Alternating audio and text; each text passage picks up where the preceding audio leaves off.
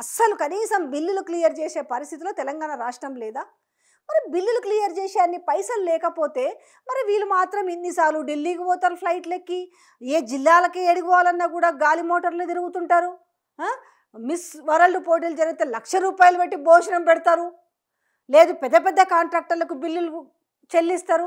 ఎక్కడన్నా మనం విన్నామా? ఇప్పటి వరకు బడా కాంట్రాక్టర్లు మాకు బిల్లు ఇవ్వలేదని ఎక్కడన్నా ఒక నిరసన వ్యక్తం చేయడం కానీ, లేదు ఒక మీడియాలో ఒక ఇంటర్వ్యూ ఇవ్వడం కానీ, ఒక ప్రెస్ ముందు మాట్లాడడం కానీ, ఒక మెగా కృష్ణారెడ్డో లేకపోతే ఇంకెవరో ఎప్పుడైనా మనం విన్నామా?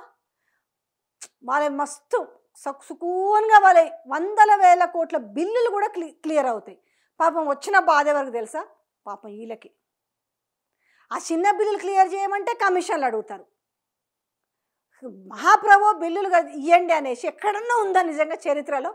మళ్ళీ మేము ఇంత చేసినాము అంత చేసినాం, ఇంత అన్నాడు అంత అన్నాడే గంగరాజు అన్నట్టుగా పెద్ద పెద్ద మాటలు చెప్తారు. అది ఏ సభ ఏదైనా కానీ. మరి ఇంత చేస్తున్నామని చెప్పినప్పుడు దీనికి ఏం సమాధానం చెప్తారు?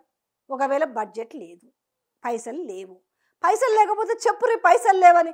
కానీ వీళ్ళ విందులు వినోదాలకు, వీళ్ళ లగ్జరీ ఖర్చులకు, వీటన్నిటికీ మాత్రం పైసలు ఉంటాయి. కానీ పైసలు ఎక్కడ ఉండవంటే సంక్షేమ పథకాలు ఏవైతే ఇచ్చిరో వాటికి ఉండవు.